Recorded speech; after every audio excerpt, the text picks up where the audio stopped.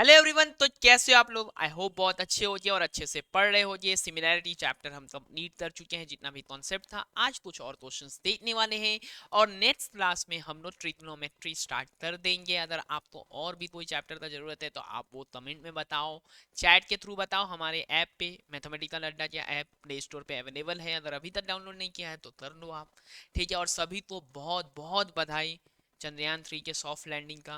लेकिन अब आपको अच्छे से पढ़ना है ताकि रिजल्ट के बाद आपके पापा का चप्पल आपके ऊपर सॉफ्टली लैंड ना करे। ठीक है, तो अच्छे से पढ़ना है। जहां भी कोई भी दिक्कत हो वो आपको कमेंट के थ्रू या चैट के थ्रू हमें बताना है। तो चलो स्टार्ट करते हैं। अपना पहला क्वेश्चन है, in the figure prove that A B C and P Q R. ये वो ऑर्डर नहीं है, वो ऑर्डर लिख के आपको नहीं दिया गया है। ठीक है, आपको सिमिलर बनाना है, बट सिमिलर मतलब ये नहीं है कि यहाँ पे ए एंगल पी एंगल के इक्वल है, ये आपको बनाने को बोल रहा है। इसके बाद आपको उस हिसाब से लिखना पड़ेगा। ठीक है, are similar and find angle A, angle B and angle P and the length of Q R. मतलब इन दोनों ट्राइंगल को ना आपको बताना पड़ेगा। ठीक है, बट किस ऑर्डर में वो ऑर्डर नहीं लिखा हुआ है, वो ऑर्डर अभी लिखा हुआ नहीं है आपका। ठीक है, तो सबसे पहले तो हम ये करते हैं कि देख लेते हैं ना, कोई साइड देते हैं जिसका रेशियो इसके साथ मिल रहा है क्या। तो एसी का रेशियो पीआर के संग, एसी का रेशियो पीआर के संग जितना हो रहा है, AC by P R, this is equal to AC by P R कितना है 3/12, दैट इज 1/4। यही है बीसी बाई, यही है बीसी बाई पी क्यू। और भाई ये रेशियो तो इक्वल हो रहा है, इसके साथ साथ क्या है, एंगल एक दिया हुआ है क्या, दिया है? नहीं दिया, नहीं दिया तो ढूंढ देंगे, एंगल इक्वल ढूंढ देंगे हम लोग। चलो वो एंगल इक्वल क्यों ढूंढना है, क्योंकि साइड एंगल साइड हमें दिखाना है। तो इन दोनों को इंक्लूड करने वाला एंगल ये है, इन दोनों को इंक्लूड करने वाला एंगल ये है। ये एंगल अगर 88 डिग्री हो जाता है तो हम बोल देंगे साइड एंगल साइड से ये सिमिलर है दोनों ट्राइंगल। तो क्या करते हैं, चलो निकाल लेते हैं। In a triangle, in triangle P Q R, भाई एक ट्राइंगल है तो उसके सारे एंगल का समेशन तो 180 डिग्री होने ही वाला है, मतलब इंटीरियर एंगल का। तो 180 डिग्री, 180 डिग्रीज। पी का हमें पता नहीं है एंगल क्या है, क्यू का है 40 डिग्रीज की, आर का है 52 डिग्रीज, तो ये हो गया 180 डिग्रीज। और अब यहाँ एंगल पी हो जाएगा बाबू 180 डिग्रीज। ये दोनों ऐड करके हुआ 92। 92 राइट हैंड साइड में ले जाते हैं, सब्ट्रैक्ट करते हैं और बन जाता है ये 88 डिग्रीज। सो एंगल पी जो है अपना वो हो गया है 88 डिग्रीज। 88 डिग्रीज अगर हमारा एंगल पी हो गया है, इसका मतलब क्या है, एंगल पी अगर मेरा 88 डिग्री हो गया है यानी वो एंगल इक्वल हो गया, यानी angle C is equal to angle angle angle P. Angle C equal to हो गया है मेरा एंगल पी। अब मेरा काम क्या है कि इस ट्राइंगल को मैं लिख दूं कि सिमिलर है। तो ट्राइंगल यहाँ पर मैं सी लिखता हूँ और ट्राइंगल में मैं बीच में पी लिखता हूँ, क्योंकि यही दोनों एंगल इक्वल थे, मैंने लिख दिया। अब मैं देखूंगा किसका रेशियो लिया है मैंने, एसी का रेशियो लिया है, एसी का रेशियो लिया है इसके ऑपोजिट में, इसके ऑपोजिट में बी है, इसके ऑपोजिट में मैंने जब बी लिखा है, इसके ऑपोजिट का बी यहाँ लिखा है। अब मैंने किसका रेशियो लिया था, एसी, एसी के संग मैंने किसका रेशियो लिया था, एसी के संग मैंने पी आर का रेशियो लिया था। इसके यहाँ पे तो क्यू है तो यहाँ क्यू डाल दिया, बी सी ए इस क्यू पी आर, ये सिमिलर हो गया बाबू। तो सिमिलर इस अकॉर्डिंगली आपको लिखना है। ठीक है, और इसी अकॉर्डिंग अब एंगल्स भी इक्वल होने वाले हैं। हमेशा हमने स्टार्टिंग में भी बात किया था कि ऑपोजिट एंगल, एंगल ही ना ऑपोजिट साइड को, एंगल ही ना क्या, चलो एक बार फिर से, एंगल, एंगल ही ना ऑपोजिट वाला साइड बनाता है। तो फिर ऑपोजिट साइड देख के एंगल भी तो बोल सकते हो। तो यहां आ जाओ, क्या है, लेंथ निकालना है क्यू आर का, उस पे आएंगे। But angle A, angle B और एंगल पी, एंगल पी तो हमें मिल चुका है, एंगल ए और बी चाहिए, एंगल ए और बी चाहिए। तो एंगल ए तो बाबू अभी एंगल आर के इक्वल होगा। एंगल आर कितना दिया हुआ था 52 डिग्रीज, तो ये हो गया मेरा 52 डिग्रीज। एंगल ए जो है वो 52 डिग्रीज। ऐसे भी देखो 52 के ऑपोजिट में पी क्यू है और 52 के अपोजिट में क्या है, 52 के अपोजिट में पी क्यू है। तो बीसी किसके अपोजिट में था, बी सी ऑपोजिट है ए के, तो ए तो आर के इक्वल होगा। सारा तरीका से आपको वही आंसर मिल ही जाने वाला है, कोई भी एक तरीका हो। अब क्या बचा? अब बचा था कौन सा एंगल? अब बचा था एंगल पी। अब बचा था एंगल पी। पी तो पहले ही निकल चुका है, sorry, angle B. Angle B अब बचा हुआ एंगल, तो वो क्यू के इक्वल हो जाएगा, यानी एंगल बी हो गया मेरा एंगल क्यू। एंगल बी मेरा हो गया एंगल क्यू, यानी ये हो गया मेरा 40 डिग्रीज। तो ये तो निकल गया। अब मुझे बस चाहिए क्यू आर। अब मुझे बस चाहिए क्यू आर। तो मैं क्या करूंगा? A C by P R, A C by P R is equal to, क्योंकि सिमिलर ट्राइंगल था, B C by P Q, B C by P Q. तो अब जो बचा हुआ है वो भी यहाँ डाल देते हैं। यहाँ पे क्या और एक बचा हुआ है? ए सी हो गया, बी सी हो गया। तो अब यहाँ पे ए बी बचा हुआ है, और नीचे क्या बचा हुआ है? नीचे बचा हुआ है क्यू आर। तो A B by Q R, B C by P Q. B C by P Q कितना हो रहा है भाई? बी सी का वैल्यू कितना है? 4। पी क्यू का वैल्यू कितना है? 16। तो सीधा सा बात है, 4/16 is equal to, A B का वैल्यू कितना है? ए बी का वैल्यू है 4.9। 4.9 डिवाइडेड बाई क्यू आर। ऐसे भी समझ में आ रहा है ना कि 4 टाइम्स हो रहा है ना, सारा साइड 4 टाइम्स हो रहा है, तो ये भी 4 टाइम्स होने वाला है। तो ये 4, तो क्यू आर हो गया मेरा, क्यू आर हो गया मेरा 4.9 इंटू 4। 4.9 इंटू 4 यानी ये कितना हो गया? 20 से 0.4 कम हो जाएगा, 19.6। कुछ यूनिट दिया था क्या? कुछ यूनिट दिया नहीं दिया है, तो मैं इसे यूनिट्स लिख दूंगा। बोलो, आपकी बात समझ में आ गई आपको? ठीक है ना? चलो, अब और एक क्वेश्चन देखते हैं इसके बाद। Prove that the line joining the midpoints of two sides of a triangle is parallel to the third side. ये एक और थ्योरम भी है, मिड पॉइंट थ्योरम, उसका एक पार्ट है ये, बट हम लोग इसको बीपीटी से भी प्रूव कर देंगे।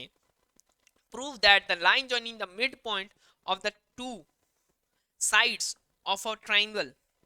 तो बाबू, कन्वर्स मिड पॉइंट थ्योरम अगर आपको याद है तो आपका काम होने वाला है आसान। ए बी सी मान लेते हैं ट्राइंगल है, ठीक है। Let D and E are the midpoints of AB and AC respectively, इज्जत के साथ। ये मिड पॉइंट है, मतलब रेस्पेक्टिवली का मतलब है यहाँ पे क्रमशः, ठीक है। मतलब डी मिड पॉइंट है बी का और ये इसका, ठीक है। चलो, अभी आपको बोला गया है कि ये जो है क्या बोलते हैं, पैरेलल होगा बीसी के, बताना है। क्योंकि mid point, the line joining the mid point, तो हम लोग क्या कर रहे हैं? कंस्ट्रक्शन कर रहे हैं, हम लोग कंस्ट्रक्शन कर रहे हैं किस चीज का? Join DE. और इसको थोड़ा डॉटेड लाइन से दिखाना अच्छा होता है, कंस्ट्रक्शन कर रहे हो तो डॉटेड लाइन से दिखा दिया। चलो, अभी ये हो गया two sides of a triangle. फिर से पढ़ते हैं इसको। Prove that the line joining the mid point of two sides of a triangle is parallel to the third side. Parallel to the third side होने वाला है बाबू। तो यहाँ जॉइन डीई, अभी अपने को पता है कि डी जो है वो मिड पॉइंट है। D is the mid point of A B, therefore AD is equal to DB and AD by DB is equal to 1. Similarly, E is the midpoint of AC, so AE is equal to EC and AE by EC is equal to 1. By using these two informations, we can write that AD by DB is equal to AE by EC and converse mid point theorem क्या था भाई? Converse mid point theorem क्या था? If a line divides the two lines, if a line divides the two sides of a triangle in same ratio, then the line is parallel to the third side. That is converse midpoint theorem. Not converse midpoint theorem, it is converse midpoint theorem भी बोल सकते हो, उसके part है, but हम लोग यहाँ पे जो यूज कर रहे हैं that is converse BPT, BPT क्या था, बीपीटी था कि अगर एक पैरेलल लाइन ड्रॉ करेंगे तो इक्वल रेशियो में आने वाला है, उसका एक स्पेसिफिक पार्ट है मिड पॉइंट थ्योरम, ठीक है। तो उसका एक स्पेसिफिक पार्ट है कि मिड पॉइंट भी जो बनाएगा वो पैरेलल होगा, और इवेंचुअली ये जो है ना, this is half of BC, DE is half of BC, ये एक एक्स्ट्रा इंफॉर्मेशन रख लो एमसीक्यू के लिए, ठीक है। चलो तो यहाँ पे ये प्रूफ हो गया कि ये है। अभी देखो बाबू, ये question, in the figure A B and C D, A B parallel to C D, if O A is equal to this, O B equal to H minus 4, O C equal to H minus 3 and O D equal to 4 centimetre, find the value of H. यहाँ पे H का value निकालना है, यहाँ पे H का value निकालना है। सबसे पहला काम करेंगे हम लोग कि इसको बता देंगे कि ये सिमिलर है, इसको बता देंगे, इसको पता नहीं है बेचारे को कि ये सिमिलर है, तो हम लोग इसको बता देंगे। कैसे बताएंगे भाई, ये लाइन पैरेलल है ना, ये लाइन अगर पैरेलल है तो ये जो ऑल्टरनेटिव एंगल है वो इक्वल होने वाले हैं, ठीक है ना। Angle angle O C D is equal to angle O A B, and angle, ये तो ऑल्टरनेटिव हो गया, angle O A, not O A, A O B, इसको इस साइड में लिखते हैं वो अच्छा होगा। तो यहां से लिखते हैं angle C O D is equal to angle A O B, this is vertically opposite angle. Vertically opposite angle equal होता है कि नहीं, तो दो एंगल इक्वल हो गया, एंगल एंगल क्राइटेरिया से काम खत्म। ये सिमिलर सिमिलर हो गया है, तो अब हम लोग इसको ये कर देंगे, ठीक है। सिमिलर हो गया है तो हम लोग इसको कर देंगे क्या, इक्वल, मतलब सिमिलर, सॉरी, एंगल हो गया इक्वल तो हम लोग कर देंगे इसको सिमिलर। कैसे, एंगल जो इक्वल हुआ है वही वाला लिखने वाले हम लोग, तो यहाँ पे हम लोग डालेंगे सी बीच में, ठीक है। सी इक्वल हुआ है, बीच में डालो, कहीं भी डालो, ठीक है। सी इक्वल हुआ है, एंगल सी किसके इक्वल हुआ है, सी पे जो एंगल है वो किसके इक्वल हुआ है, ए पे इक्वल हुआ है, तो ट्राइंगल में हम यहाँ पे ए लिखेंगे। अब ओ वाला तो ओ पे ही है तो ओ ही लिख देते हैं, और उसके बाद डी का हिसाब किताब बी के संग हुआ है तो बी लिख देते हैं, और इक्वल नहीं, यहाँ पे हम लोग सिमिलर का साइन देंगे। किसका साइन देंगे, सिमिलर का साइन देंगे। और सिमिलर का साइन देते ही हम लोग क्या लिखेंगे भाई, जो एंगल इक्वल था उसके ऑपोजिट साइड लेके और रेशियो बना देने वाले हैं हम लोग। तो एंगल ओ इक्वल है एंगल ओ के, तो ओ के ऑपोजिट ऊपर में है डीसी और ओ के ऑपोजिट इधर में है ए बी। इससे कोई काम नहीं होने वाला है, इसका काम हम लोग को चाहिए भी नहीं। अब इसके बाद एंगल ए के ऑपोजिट नीचे देख लेते हैं, एंगल ए के ऑपोजिट, एंगल ए इस वाले एंगल के ऑपोजिट है ओबी, इस वाले के ऑपोजिट है ओबी, और एंगल सी के ऑपोजिट है ओडी, ठीक है, ओबी और ओडी। अभी इधर आ जाते हैं हम लोग, एंगल बी के ऑपोजिट है एंगल बी के ऑपोजिट है ओ ए, और इधर क्या है, इधर क्या है ओ ए के संग, यहाँ पे क्या ले लेंगे एंगल डी के ऑपोजिट ओ सी। तो OC के संग OA का जो रेशियो है OD के संग OB का वही रेशियो होने वाला है। ये बात समझ में आ गया है, ये बात समझ में आया कि नहीं सबको। देखो जो एंगल ले रहे हो ना उसी का ऑपोजिट साइड लेना है, तो A के ऑपोजिट है मेरा OB, A के ऑपोजिट था OB, A इक्वल था C के ऑपोजिट था OD, तो ले लिया, ठीक है। अभी अभी आ जाओ, अभी आ जाओ, एंगल डी के इक्वल कौन सा है, मतलब डी के इक्वल है मेरा बी, डी के ऑपोजिट क्या आता है, डी के ऑपोजिट यहाँ पे आ रहा है ओसी, डी के ऑपोजिट था ओसी, और ठीक उसी तरह बी के ऑपोजिट था ओ ए, तो वही ले लिया। और अब बस इसको बैठा देना है। ओडी का वैल्यू क्या है बाबू, ओडी का वैल्यू क्या है, ओडी का वैल्यू है मेरा 4 सेंटीमीटर, ओडी है 4 सेंटीमीटर, ओडी है 4 सेंटीमीटर, चलो बढ़िया बात है, ओडी 4 सेंटीमीटर है। और यहाँ से अभी अभी अभी अभी ओडी 4 सेंटीमीटर है, ओबी कितना है, ओबी है एच माइनस 4, ओबी है एच माइनस 4, ओबी है एच माइनस 4। अभी यहाँ पे ओसी कितना है, ओसी है मेरा H minus 3, H minus 3, H minus 3।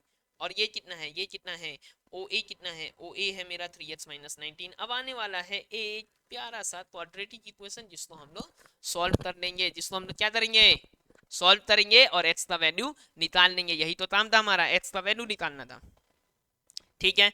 तो हम लोग निकालेंगे एच का वैल्यू। तो इधर पे अभी डाल देते हैं 4 के संग अभी हम लोग मल्टीप्लाई करेंगे 3h माइनस 19, और यहाँ पर हम लोग मल्टीप्लाई कर देंगे h minus 3 and h minus 4। तो चलो एक क्वाड्रेटिक इक्वेशन अभी आने वाला है 12h minus 76, 12h minus 76 is equal to H square minus 3h minus 4h plus में 12। ठीक है, तो अभी मेरा ये आ जाएगा H square minus 3h minus 4h plus 12, और यहाँ पे है 12h माइनस 76। तो एच स्क्वायर इसको सॉल्व कर लेते हैं हम लोग, H square minus 7h plus में है 12 माइनस 12h प्लस में है 76, हो गया ये जीरो। ध्यान देना, H square minus 7h plus 12, और यहाँ से आ गया मेरा 12h माइनस हो गया और 76 मेरा प्लस हो गया। अब यानी ये हो गया एच स्क्वायर माइनस 19h, और यहाँ पे हो गया प्लस में 88 ना, 88h। ठीक है, तो ये हो गया 11 इंटू 8 जो कि 88 बन रहा है, यानी एक जगह पे h माइनस 11 और एक जगह पे h माइनस 8। अब मिडिल टर्म फैक्टराइजेशन ये वाला चैप्टर का पार्ट नहीं है ना, ये आप कर लोगे ना, क्योंकि आपने क्वाड्रेटिक इक्वेशन वाला या पॉलिनोमियल वाला वीडियो देखा हुआ है। नहीं देखा है तो देखो ना, पूरा प्लेलिस्ट में डाला हुआ है ना। ठीक है, तो h का वैल्यू हो जाएगा 8 और h का वैल्यू हो जाएगा 11। अब थोड़ा सा देख लेते हैं जस्टिफिकेशन कि भाई 8 और 11 में से कोई वैल्यू ऐसा तो नहीं जिसको हम लोग ले नहीं सकते। अगर मैं यहाँ पे 8 डाल दूं, अगर मैं यहाँ पे 8 डाल देता हूँ तो ये 24 माइनस 19 से 5 बन जाएगा। अगर मैं यहाँ पे 8 डाल देता हूँ तो ये भी 5 बन जाएगा, 8 डाल देता हूँ तो ये भी 4 बन जाएगा। चलेगा भाई, ये आंसर चलेगा। 11 डाल देता हूँ, 11 डालूंगा तो यहाँ पे क्या बन जाएगा भाई, 11 डालते ही 33 माइनस 19 दैट इज 14, 11 डालते ही इधर पे बन जाएगा 8, 11 डालते ही यहाँ पे बन जाएगा 7, और यहाँ पे 4। तो ये भी हाफ, ये भी हाफ। दोनों में क्या मेनली देखा जाता है कि कोई ऐसा वैल्यू ना हो जाए एच डालने पे ये नेगेटिव हो रहा है, तो ऐसा कुछ नहीं हो रहा है। दोनों ही वैल्यूज एक्सेप्टेबल है, दोनों ही वैल्यूज के लिए क्राइटेरिया फुलफिल करने वाला है। तो एच का दोनों ही वैल्यू पॉसिबल है, एच का वैल्यू 8 भी हो सकता है और एच का वैल्यू 11 भी हो सकता है। और ये वाला क्वेश्चन का आंसर आपको बताना है हम लोग तो कमेंट में, और इसके बाद बाबू और एक क्वेश्चन करने वाले हैं और हमारा हो जाएगा सिमिलरिटी का पार्ट यहीं पे कंप्लीट। कोई भी डाउट रहेगा तो आप कमेंट में बताओगे, पहले अच्छे से इस क्वेश्चन को देख लो और उसके बाद फिर हम लोग ये वाला क्वेश्चन करने वाले हैं, इसको भी अच्छे से पढ़ लो। तो चलो ये वाला क्वेश्चन लास्ट अपना कर लेते हैं भाई। तो prove that the internal bisector of an angle of a triangle divides the opposite side in the ratio of the sides containing the angles, मतलब क्या है इसका, इसका मतलब समझते हैं थोड़ा। अरे ऐसे समझेंगे, थोड़ा बढ़िया से समझे, हाँ ऐसे समझ पाएंगे। तो इसका एक एंगल बाइसेक्टर है बाबू, बोलना ये चाह रहा है कि इसका जो एंगल बाइसेक्टर है ना,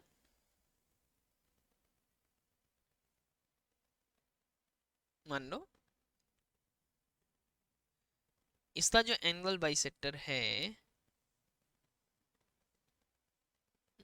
ये बढ़िया नहीं बना, बढ़िया से बन जाए भाई। इसका जो है ना यहाँ एंगल बाइसेक्टर, पहले बढ़िया से बन जाए एंगल। क्या हो रहा है, आजा आजा।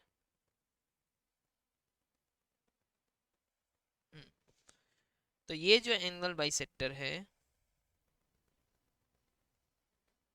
ये जो एंगल बाइसेक्टर है, मतलब ये एंगल 1 और एंगल 2 आपस में इक्वल है, तभी तो ये एंगल बाइसेक्टर है ना। एंगल 1 और एंगल 2 आपस में इक्वल है, तभी तो ये एंगल बाइसेक्टर है। तो ये ए बी सी में, ए बी सी में जो है एंगल बाइसेक्टर एडी, ये सामने वाला को वैसा ही रेशियो में, वही रेशियो में काटेगा, डिवाइड करेगा जिस रेशियो में ये जो दो साइड है ना, जो कंटेनिंग दो साइड है इस एंगल का, वो है मतलब A B by B C is equal to A B by A C, not B C, A B by A C, A B by A C is equal to B D by D C. ए क्या कर रहे रे बाबा, D C. समझ में आया बात? पहले क्वेश्चन समझ में आया, क्या प्रूफ करना है कि ये जो बाइसेक्टर है ना एंगल का, ये जो बाइसेक्टर है एंगल का, ये जो एंगल ए जो 1 और 2 मिला के बना हुआ है, आधा आधा बराबर ही होने वाला है, तो 1 और 2 तो इक्वल है क्योंकि एंगल बाइसेक्टर का बात हो रहा है। तो ये जो इक्वल है, ये जो एंगल बाइसेक्टर है, इंटरनल एंगल बाइसेक्टर, ये क्या कर रहा है, ऑपोजिट वाले साइड को उसी रेशियो में डिवाइड कर रहा है जिस रेशियो में इसका जो बाकी दो साइड है ना वो है। समझ में आ रहा है? ये जो दोनों साइड है जिस रेशियो में है उसी रेशियो में काटेगा एंगल बाइसेक्टर, यही करना है प्रूफ। तो हम लोग क्या करते हैं, ये एडी के पैरेलल एक लाइन ड्रॉ कर देते हैं, एडी के पैरेलल एक लाइन ड्रॉ कर देते हैं, और एडी के पैरेलल अगर हम लोग लाइन ड्रॉ कर देते हैं और इसको ले जाके मिला देते हैं, सीई जो है बाबू वो है पैरेलल टू एडी, सीई जो है वो है पैरेलल टू एडी, और अगर ये पैरेलल टू एडी है, सीई अगर पैरेलल टू एडी है, तो जरा ध्यान देना मेरे भाई, जरा ध्यान देना,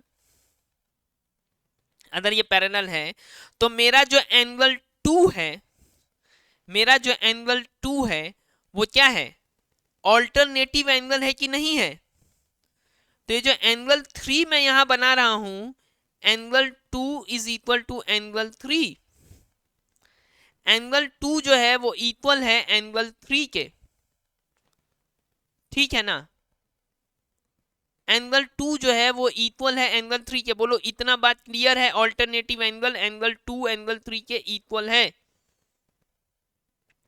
और अभी देखो एक और लाइन, इसको मैं थोड़ा सा और आगे एक्सटेंड करूं तो ज्यादा समझ में आएगा, ज्यादा समझ में आएगा। एडी का जो एक्सटेंडेड पार्ट देख रहे हो ये पूरा ही तो पैरेलल है ना सीई के, तो ये जो एंगल 4 है, एंगल 4, और ये जो एंगल 1 है, एंगल 1, ये कोरस्पॉन्डिंग एंगल है कि नहीं है? ये एंगल 4 एंगल 1 कोरस्पॉन्डिंग है कि नहीं है? यानी ये भी तो आपस में इक्वल है ना, angle 4 is equal to angle 1, ये सारा एंगल आपस में इक्वल है, यानी ये वाला ट्राइंगल तो आइसोसेलेस बन गया। मतलब ये जो साइड है एई, एई जो साइड है वो सीई एसी के इक्वल है। ये जो दोनों इक्वल साइड से इक्वल एंगल्स है, आइसोसेलेस ट्राइंगल बन गया ना, दो इक्वल एंगल, यानी मेरा ट्राइंगल ए सी ई जो है वो एक आइसोसेलेस ट्राइंगल है, यानी इसका जो अपोजिट साइड है किसका, इक्वल एंगल का, वो इक्वल होने वाला है। तो यानी ये दोनों हो जाए इक्वल, और ये सारा एंगल भी आपस में इक्वल। अगर ये ऐसा इक्वल है तो मेरा जो ट्राइंगल है वो सिमिलर बनेगा, मेरा जो ट्राइंगल है वो मेरा क्या बनने वाला है, सिमिलर ट्राइंगल भी बनने वाला है। एक तो आइसोसेलेस ट्राइंगल तो ठीक है भाई बात, लेकिन ये जो दो एंगल्स इक्वल है तो ये तो सिमिलर भी बनने वाले हैं, तो मेरा एई और एसी ये इक्वल हो गया, चलो बात ठीक है। अभी हम देख लेंगे कि कुछ जो है वो सिमिलर भी तो बनने वाला है ना, ठीक है? ये एडी के इक्वल भी है यहाँ, ये एडी के इक्वल भी है यहाँ पर। अभी हम लोग देख लेंगे बाकी चीज क्या क्या बन रहा है, और अब बस सिमिलैरिटी प्रूव करेंगे और ये साइड्स को रिप्लेस करेंगे, अपना वैल्यू आ जाएगा। और नहीं तो उतना भी नहीं करना है तो सिंपल सा काम कर लेंगे। क्या कर लेंगे भाई, बीपीटी तो अपने पास है ना, बीपीटी से काम चला लेंगे हम लोग। तो बीपीटी से अगर काम चलाना है, उतना दूर तक नहीं जा भाई, आराम से रे। तो बीपीटी तक अगर काम चलाना है अपने को, तो एक ट्राइंगल देखो ई बी और सी, ईबीसी ट्राइंगल में इस ईसी के पैरेलल ही ना है एडी, तो यहां से मैं लिख सकता हूं क्या कि एई, ईए बोलो एई बोलो एक ही बात है, EA by A B is equal to EA by AE बोलो, या इस तरफ से भी लिख सकता हूं मैं, बी ए बाई एई एक ही बात हुआ, is equal to B D by D C. Using BPT लिख सकता हूं कि नहीं, ये बेस के पैरेलल है ना भाई, in triangle EBC, in triangle EBC ये पैरेलल लाइन है डीए, बात समझ में आया? अब यानी ये बी ए बी ए और ए ई तो ए सी ही है ना, बी ए लिखूं या ए बी लिखूं एक ही बात है, A B by A C is equal to B D by D C. बोलो यही चीज प्रूव करना था कि नहीं करना था? तो आराम से सारा चीज समझ में भी आ गया होगा आप लोग को, और इसको एज अ थ्योरम भी आप यूज कर सकते हो कि कभी भी इंटरनल बाइसेक्टर जो है वो अपोजिट साइड को अपना उसी रेशियो में डिवाइड करेगा जिस रेशियो में उसके जो दो कंटेनिंग साइड्स हैं। इसके बाद भी अगर आपको ट्राइंगल पे कोई डाउट रह जाता है तो आप उसको कमेंट में बताओ, चैट में बताओ। देखो अगर वीडियोस आपको अच्छा लग रहा है, इंपॉर्टेंट लग रहा है ना, तो इनको ज़्यादा से ज़्यादा लोगों में शेयर करो। चैनल पे नए हो तो सब्सक्राइब करके बेल नोटिफिकेशन ऑन रखो। ऐप पे जो टेस्ट है वो देते रहो। और नेक्स्ट वाला चैप्टर आने वाला है ट्रिग्नोमेट्री, जो कि बहुत ही इंपॉर्टेंट है। Trigonometry and Heights and distance बहुत इंपॉर्टेंट है। इसके अलावा कोई और चैप्टर चाहिए तो उसके बारे में भी बताओ हम लोग, तो हम लोग पूरा कोर्स करने वाले हैं। ऐसा नहीं है कि यहाँ पे कोई एक छोटा सा रिवीजन क्लास चल रहा है, यहाँ पूरा कोर्स आपको आ रहा है। आपका रियल नंबर हो या आपका पॉलिनोमियल हो या आपका एपी हो या, और या आपका फोर्थ चैप्टर भी हमने कंप्लीट कर लिया है। ठीक है, क्वाड्रेटिक अभी हम लोग उतना नहीं कर रहे हैं क्योंकि क्वाड्रेटिक जैसा पॉलिनोमियल हम लोग कर चुके हैं। बाकी चीज थोड़ा जल्दी जल्दी करेंगे, फिर वो भी करेंगे हम लोग, पूरा सिलेबस करने वाले हैं। बस आप साथ देते रहो, ठीक है ना? चलो, तो आज के लिए इतना ही। अच्छे से रहो, पढ़ते रहो, ठीक है? फिर मिलते हैं सैटरडे अपने ट्रिग्नोमेट्री के क्लास के साथ। Thank you.